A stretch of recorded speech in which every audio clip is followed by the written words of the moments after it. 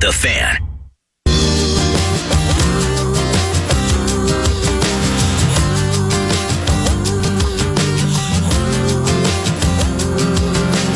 Welcome back to the show. Paul Charch in for PA. He'll be back on the 10th, something like that. So yeah, it's a lot of the oddball fill-in guys like me.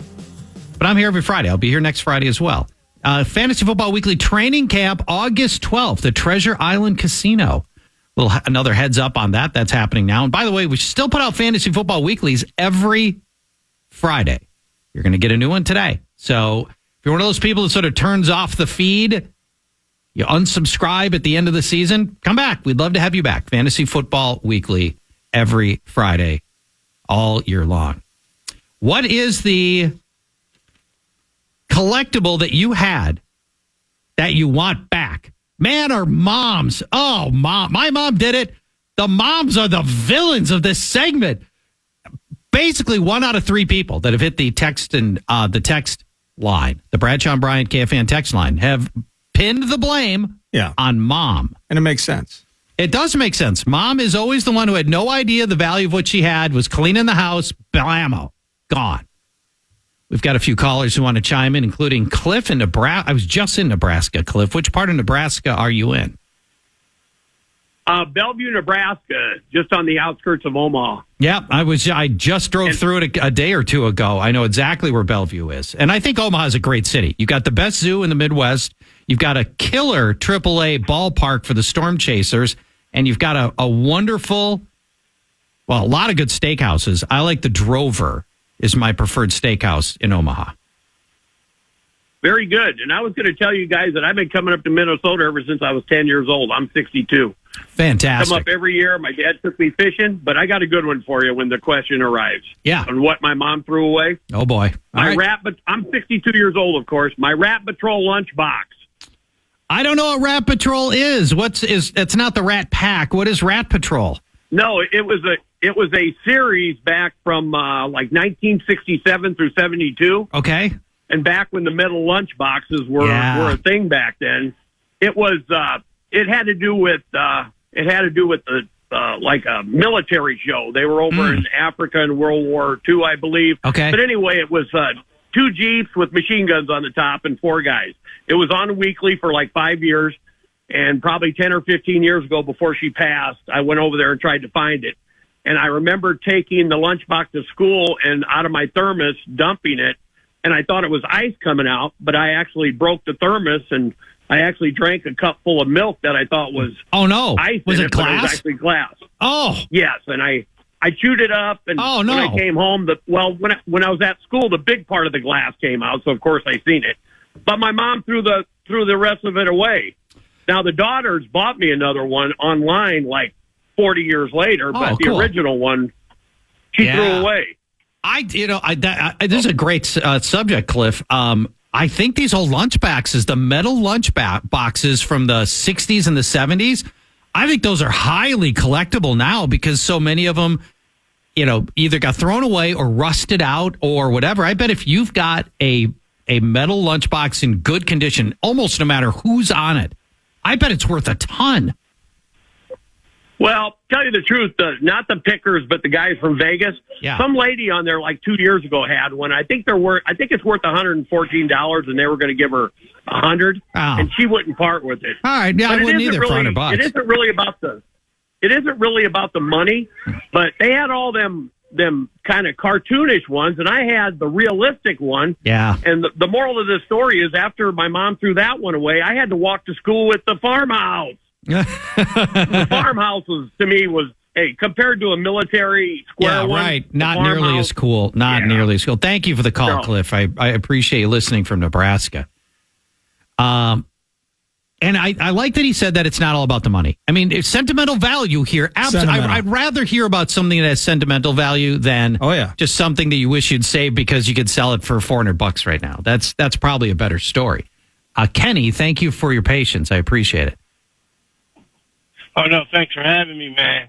It's funny that you brought this question up because my friends and I have been talking about this for the last 30 years. When I was much younger and dumber, I ran into some money because of a settlement, and I I bought a Michael Jordan rookie card. Ooh, okay. Had it in a case. It was in mint condition. It was great.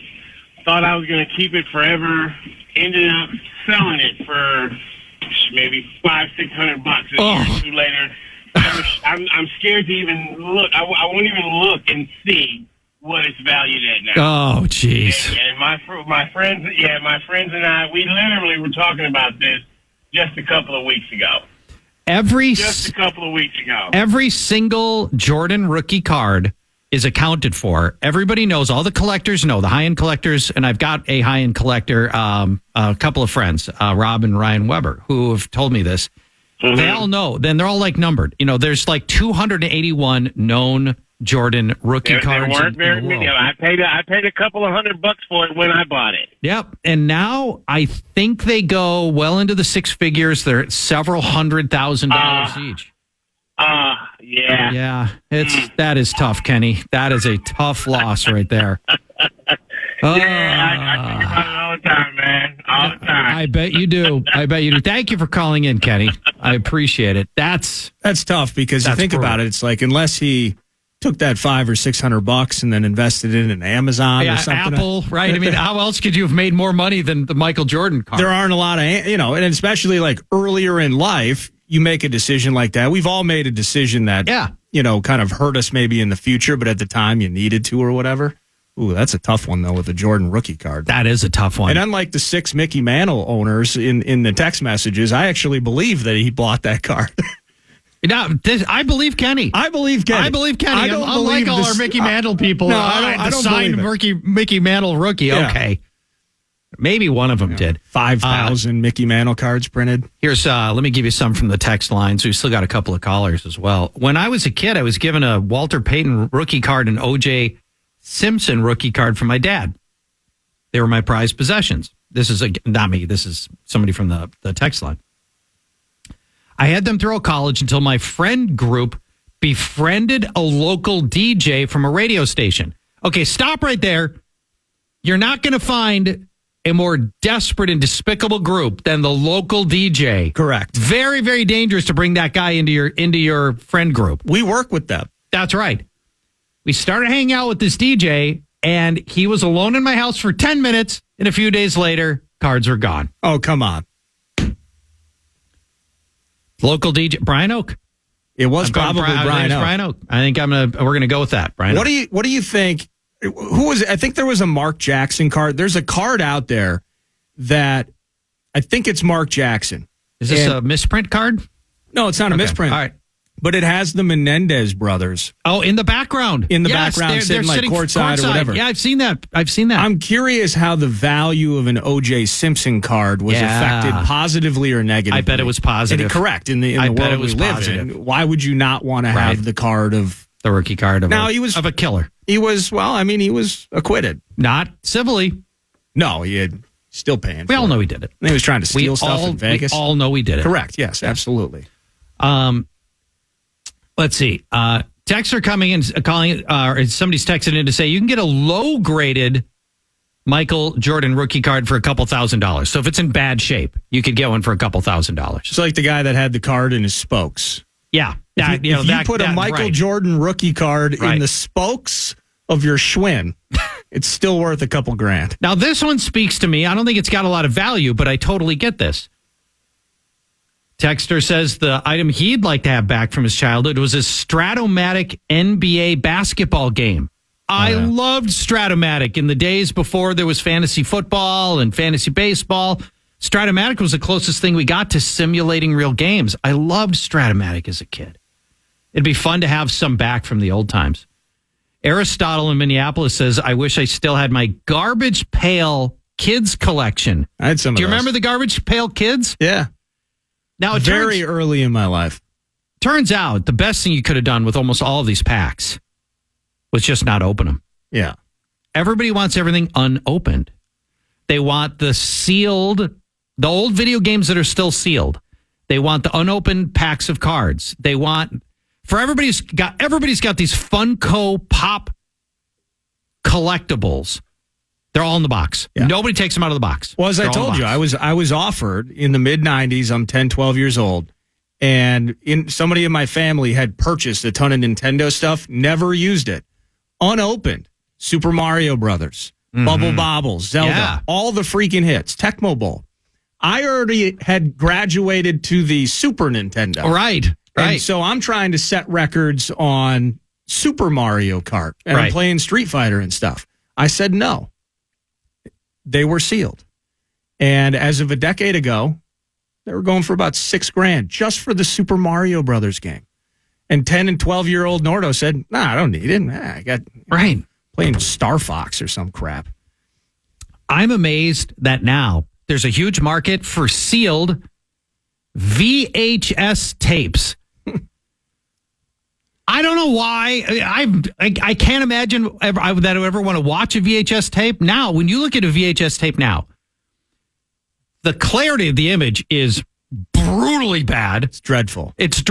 They're all in 4:3 format, right? The skinny TV format from the 50s and 60s and 70s and 80s and 90s. Yeah, we got widescreen. It's squared, yeah. Yeah, the square format. They look awful, but that's a big thing now. I can't believe nobody's mentioned this because this is my biggest one. That the collectibles I wish I still had that my mom threw out. All my vinyl. Oh, yeah. I had my vinyl collection in the mid 80s before everybody moved to CD was probably had a couple hundred albums. Is that a situation where value is based on lack of use? Or is used vinyl okay? Because people love used vinyl. Because, absolutely. But for me to go buy a new vinyl unused, it's probably $30, something like that. 22, 25 okay. So between $20 and $30. Yeah. If I had a collectible, I mean, I don't know what that market looks like. It depends. Almost all of the old albums are worth very, very little. But there are some bands from the 60s, the 70s, the 80s that remain very popular now, and everybody wants the original pressing. And the reason they want the original pressing, Eric, is because the pressings that oftentimes came later were digitized pressings. Okay. So it's almost like a remastering vinyl style. Yes. But nobody wants digital turned into vinyl. They want the original analog tapes turned onto vinyl because once it's gone digital, you never go back. You've lost all of the nuanced fidelity of the analog tapes. So everybody wants they still want records for bands that are still popular and notable now. Led Zeppelin. If you can get the first pressings of those, they're still they're very valuable. Huh. But 98% of the Drek that came out in the 60s, 70s, and 80s, stuff that was popular then, Dan Fogelberg and I don't know, Barbra Streisand, that stuff's not worth anything. No, it's not. Yeah, let alone bands you've never heard of.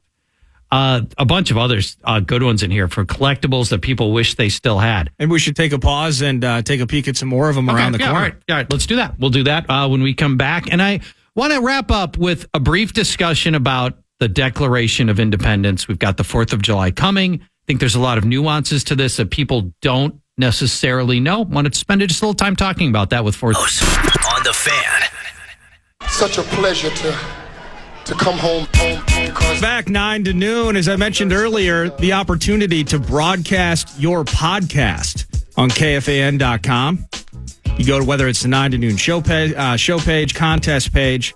This week's winner, the Please Understand podcast, and it's Sam Malone. And you're going to hear that podcast tomorrow at 2:30 p.m. right here on the Fan. Let's listen to a 1-minute clip. That's a team I'd feel much better about. Like if you're telling me we got to go into next year, again, hypothetical, as that's the world that Timberwolves fans live in, right? Because what other choice do I have, right? What else do we got? The reality isn't so great.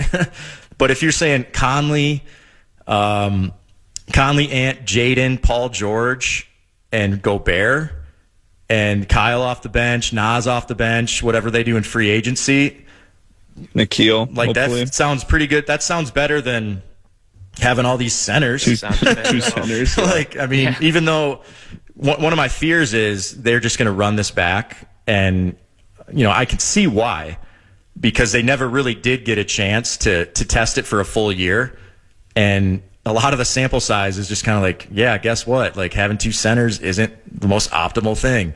in the small ball positionless world that the NBA has evolved into. So that's the Please Understand podcast with Sam Malone and company, and you're going to hear that tomorrow at 2:30 in the afternoon on KFAN. You can broadcast your podcast by going to KFAN.com. Give us your best 20 to 30 minutes, and you can hear your podcast like Sam is tomorrow. Now, I don't know how Paul George gets into the mix with the Wolves, so clearly we're talking about trade scenarios. Nas fits better, I think, that we saw last year than Cat does with the Wolves. So clearly they have some big NBA opinions. You're going to get to hear that tomorrow afternoon on the Fan, Charch. That's cool.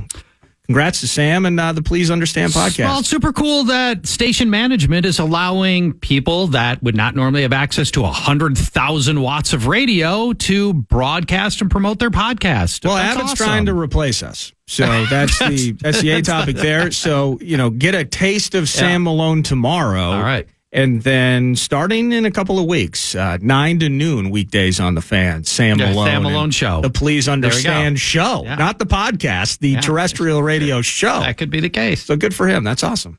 Talking about collectibles that your mom threw away, that you wish you had back, that, went burned in a fire or whatever. Tim says, I had a Twins poster that I got as a kid in 1975. I got the idea to glue my Twins baseball cards to the poster with Elmer's glue. Oh, no. Yep. Carew, Killebrew, Oliva, all glued to the poster. Oh. Great idea. The 73 set is extremely tough to get decent cards these days, and mine were all glued to the poster. That's not good. No, it's brutal. Other collectibles, and then I would turn our attention to a couple other things. Charch, I had the fully intact, all accessories working, original, full-size Voltron robot. It was made up of 5 separate robo-animals that came together to produce Voltron. It was Transformers before there were Transformers. Now, I like that. That's just not because I don't know, maybe it is valuable, but that wasn't part of it. A number of people have mentioned He-Man, Castle, Grayskull toys from their youth, which is great. Boba Fett with the rocket launcher. I had that as a kid. He shot a little rocket launcher. Now you can't make a toy that shoots anything small. You can make toys that shoot big things, but nothing small because of choking hazard and stuff like that. So you can't do that. Another emailer or texter. For collectibles, my entire comic book collection gathered between 73. Oh, the screen just refreshed. Gathered between 73 and 97. Many landmark and very valuable issues, including the first appearance of Wolverine. He had to sell it to pay for his divorce. Oh. Ow. That's a double L. That's the double L. That really hurts. You know what, though? I assume he's remarried now. He's super happy. So maybe there's that. Short-term problem, long-term bliss. From Texter, I met ESPN's Chris Berman at the Pro Bowl in 1998. I was 13. He signed a Hawaiian map that said, Jesse, you could go all the way, Chris Berman. I have no idea what happened to it, but I'd like to have it back. That's kind of cool. That is nice. Again, not valuable to anybody else, but that's terrific. Do you think in the 90s, if you met Chris Berman, you would have been, can you do the back? Would you have asked him to do the bit? I think I would have had the wherewithal to know that he probably doesn't want to do that. I know, but if I'm 13, I'm asking him. Maybe because you're 13, you don't have the wherewithal. I don't know. It's the apex, the zenith of Sports Center and highlights. Berman was awesome. Brandon from Wisconsin had a binder full of first edition Pokemon cards that would be worth a lot of money right now, and I don't doubt that's true. There's a lot of Pokemon cards in here from people that wish they had their Pokemon cards back. Never got into it. Be glad.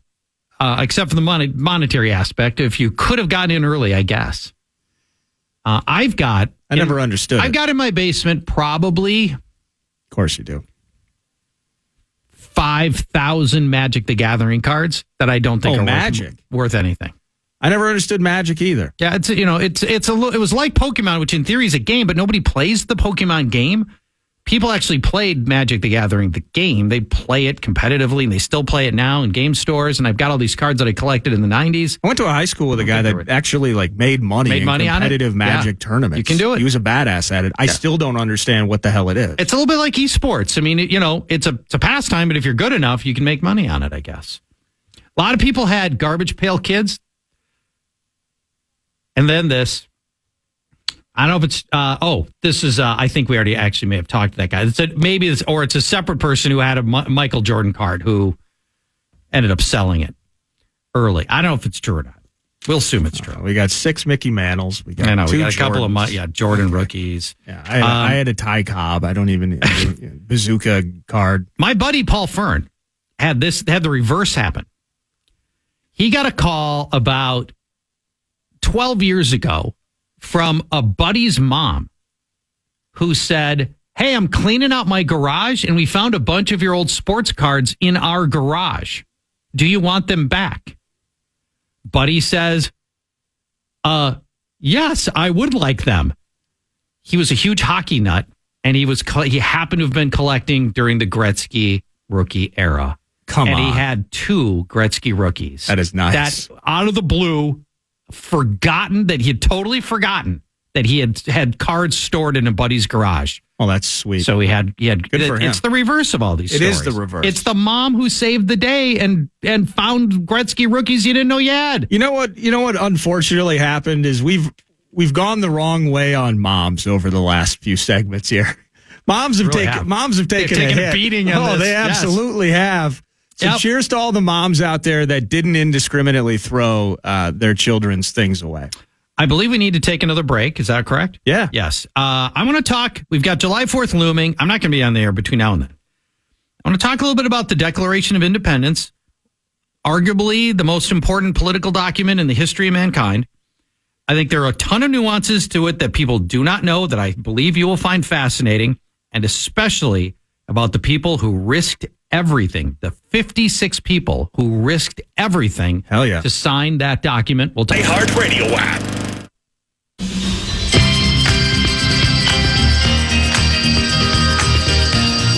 Final segment, 9 to noon. And, of course, I always want to give a shout-out this time of the show to our buddies at Casey's. Ryan and everybody's at Casey's here for good. You know about the 89-cent medium fountain and frozen drinks throughout the summer. How about all you thin crust pizza lovers out there? They have Casey's signature thin crust dough, baked to a crispy finish, touch of sea salt, delicious toppings. Casey's Pizza is absolutely elite. So get the thin crust, get the regular crust, get it all. Casey's here for good. And they usually sponsor the Raps Charch, but when PA is not here, I do want to remind people, of course, that kind of this section of the show is all about Casey's. So we love them, and no rap today, unfortunately, but when PA is back, we'll commence with the raps, and each and every day, this time of the show, brought to you by Casey's. It's because when PA is back, you get to just coast for 3 hours and work on your rap. Yeah, that's correct. Yeah. And it takes me nearly all 3 hours to write them. I bet. So, you would certainly not use Chat GPT to write it for you. You know, I've done that in the past. And but it starts every rap with yo. So there's something that has to be done with AI where every single time I say write a rap about Charch, it'll say, yo, here's the best in the fantasy game. Don't need to tell you, already know his name. Yeah. You can't rhyme with Charch, you know, that stinks. And you don't have a middle name either. The whole thing's, so. And plus, in the past, I've drawn your ire with some of my raps. So we'll just say thanks to Casey's, and thank you. Let's leave it at that. We'll move ahead. Prefer by the way, some other show we can do deep dish versus thin. I think there's no case to be made for deep dish. It's thin just crust. A lot of bread. Yes, it's correct. just a lot of bread. So go to Casey's and get the thin crust. Get the thin crust at Casey's. Every once in a blue moon, okay. And Giordano's does it about as well as anybody, and they're now in town, which is nice. All right, July 4th is obviously coming up. That is Tuesday. If I asked 100 people, Nordo, what is the significance of July 4th? How many do you think would get it right? I don't know, man. I've been so polluted. You ever just when you're doom scrolling on Twitter, you'll see the street side guy with the microphone asking people questions, jaywalking, simple, and whether it's simple math related questions or the capital of a state. You've seen the guy in New York, haven't you? Yes. Oh God, it's brutal. Who answers everything with "That's right." Yeah. So that one. Yes. Well, because he just can't. I mean, he just can't. What are you going to do? You're going to try and teach somebody? How many days in the week? 10. Yeah. What are you going to do with that? That's right. That's you're on a roll. So I'm just going to go. I'm going to go half. That's what I'm going to say. I'd say about half. And I think I'm probably generous in that regard. But yes, half. I think there are a lot of people that assume that the country was officially formed on July 4th. Right. Or maybe they think the Constitution was signed on July 4th. It is the Declaration of Independence. Arguably the most politically influential document ever created. The Constitution is in this conversation as well. We shouldn't have to explain it, but this is the document that told the British and the rest of the world that America was an independent country. And it was also effectively a declaration of war against the British that was already completely embedded in America. Yeah. Politically embedded in America with troops in America. This is very important. There's standing armies, standing British armies in America. Yes, they are. And we've effectively declared war on January 4th, 1776. It was authored by 5 men. Authored, not signed. Authored. Right. Thomas Jefferson, Benjamin Franklin, John Adams, Roger Sherman, and Robert R. Livingston. They'd only had 3 weeks. They got authorized to create the Declaration 3 weeks earlier. 3 weeks later, they come up with the Declaration of Independence. Now, it's not a long document, but it's awfully important. And important more than simply telling the British to F off, which it does. Yeah. The Declaration of Independence explained why America was independent and set the groundwork for the Constitution that was going to end up being ratified 13 years later. 13 years later. 1789, yeah. So how do you start a document unlike any other in the history of mankind? You've got 3 weeks to write a document that is going to be this important, and you have no template. Nobody's ever written anything like this before. One that will, in time, forever shape and reshape really human history. Now, there's 3 key parts. I want to talk about just the start. There's a long, really now run-on sentence that starts the Declaration of Independence. First, it says, when in the course of human events, it becomes necessary for one people to dissolve the political bands which have connected them to another. So that's part 1. We are going to disconnect ourselves from the British. Part 2 of the opening sentence of the Declaration of Independence. And to assume among the powers of the earth the separate and equal station to which the laws of nature and of nature's God entitle them. Here we are laying the groundwork for the equality of all people. Yeah. Nothing special about a king or anybody else. We are created equal. And then the third part of the opening sentence of the Declaration of Independence. A decent respect to the opinions of mankind requires that they should declare the causes which impel them to the separation. Why are we separating? And that's much of the Declaration of Independence. So the core concepts of the Declaration of Independence are these. God made all men equal and gave them the rights of life, liberty, and the pursuit of happiness. Fundamental. All men are equal, and we all have the right to life, liberty, and the pursuit of happiness. The second core concept of the Declaration of Independence. The main job of the government is to protect those rights. That is the main thing that our government should be doing, is protecting our rights to life, liberty, and the pursuit of happiness. And the third thing, the third core concept of the Declaration of Independence. If a government tries to withhold those rights, the people have the right to revolt and set up a new government, which is, of course, what the Declaration of Independence is going to do. Now, those concepts get outlined in this document. The concepts, they're astoundingly audacious for that time, 1776. Yeah. Absolutely historic. Nobody has ever put anything into motion, anything like this, to suggest that kings shouldn't be kings and that they are no better than anybody else. So core concept, again, number one, we're saying all men are created equal, throwing down this gauntlet. The core concept, number two, critically, the government's formed to serve the people rather than the opposite. There'd never been a government for the people before. Right. The government had always been to propagate itself. And any government that doesn't do it, fair game for rebellion. The goals of the Declaration of Independence, a little bit different than these core concepts. Announce that we are a new and independent country in America. To the world. And to our own people. Right? News traveled slow. Things didn't happen very fast in 1776. So we're notifying ourselves. But one of the key things that we're also notifying, one of the key goals of the Declaration of Independence, to rally and recruit troops that we're ultimately going to need for the Revolutionary War. That was massive. Absolutely critical. So we need to tell the farmers, we need to tell the merchants, we need to tell the lawyers, all of the Americans out there, we're going to war, and here's why we're going to go to war, and we really need your support, and we're ultimately going to have to rally troops for this.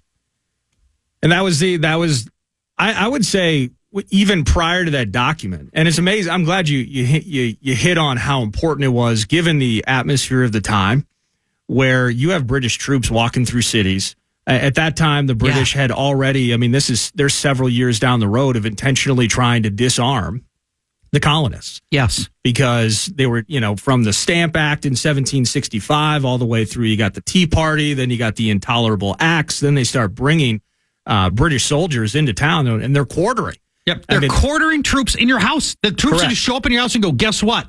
We're going to eat your food, you're going to cook for us, and you're going to shelter our troops. And so for this to be kind of the pop-off, it's official. We've been trying to get Dutch ships to bring guns in under the cover of darkness. Everyone gets a firelock. Everyone's got a blunderbuss. Everyone's got some lead and some powder, and you got to hide that stuff. They were actively stealing guns away from future Americans, colonists at the time, because it was, in some ways, they knew this was coming. It felt like it in some ways, where you could feel that every policy met a brick wall of dissension and disagreement, and ultimately get out of here, as the vibe was. And for them to move forward in the way that they did and put this document at that time to kind of call out, hey, not only F Britain, but by the way, you guys are going to have to get rid of the cows or get away from the cows for a little bit. We got to go to war. We got to battle these guys. And the last goal of the Declaration of Independence was to win foreign support. Now, America felt like we couldn't do it alone. And as it turns out, France is going to be an absolutely pivotal ally in the Revolutionary War, of which, without France's help, likely the Americans would not have won. Well, I think Ben Franklin actually went to France like almost immediately after this thing was done. He was like the first ambassador. Yes. He went over and he's like, we gotta, we need your help. And at the time, I think France is on the verge of their own revolution at the time. They were having issues in Europe. They're going to have their own guillotine leagues coming up. Correct. Literally. Mm-hmm. And they came to our support. Same with the Dutch. The Dutch were providing arms, and we had to have some serious workarounds as we got things going. You probably don't recall from history class that the Declaration of Independence includes a laundry list of grievances, and it's a long list, like 20 different grievances that lay out an incredibly compelling case for American independence. Things like the British have cut off our trade, they've imposed taxes, no trial by jury, they've swarmed the country with troops and bureaucrats, they're breaking laws, they're suspending American legislature efforts, they're blocking organized assembly. Just critical things that we take for granted now. The British were not allowing. The British had ships at ports, and they had labeled American ships as enemies of the state. Yes. They were actively attacking American ships, just trying to bring in coffee and tea and various other items. They absolutely shut us down. Yeah, it was 50, 60 different things. Yeah, the list of grievances is very long. And it's because these upstart Americans, They list them because they want the world to know what is happening here and that this is not just like some random thing that we're just doing with our, for no reason. Here's what's happening in America, rest of world. Remember, information moves very slowly back then, and it's important that you list out what's happening here. So I mentioned 5 men authored the Declaration of Independence.